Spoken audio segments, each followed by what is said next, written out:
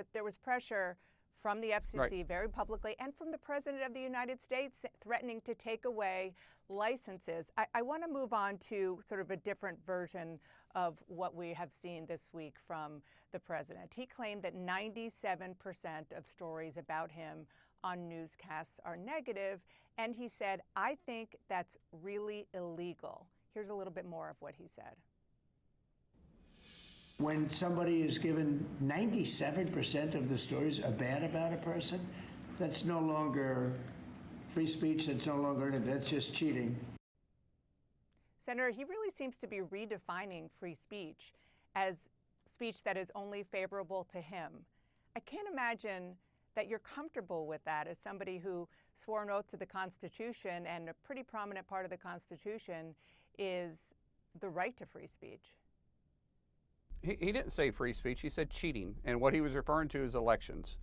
When you have 98 or 97% of the news stories over that, he said, no, he just said it. I'm playing back exactly the message. 97% of stories about him on he newscasts said was are negative. cheating.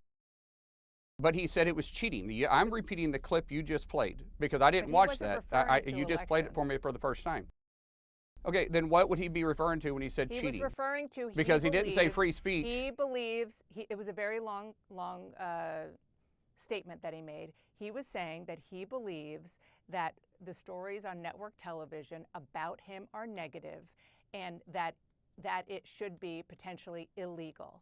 That is my question to you. Okay, well, that is not. I can't, Dana.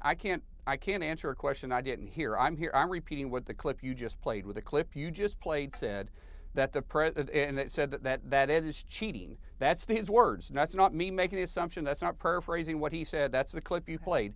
And that 100%, because we've had this conversation, that 100% refers to elections. When you have 97% of the news stories on him that's constantly telling bad stories, and by the way, that wasn't even close what was happening when Biden in office. You guys were covering it up constantly, what he was doing. And so when 97% of the news stories are negative about him and 99% about Pete Hegseth is negative, it is cheating because you're putting out a narrative that isn't true. I guess my question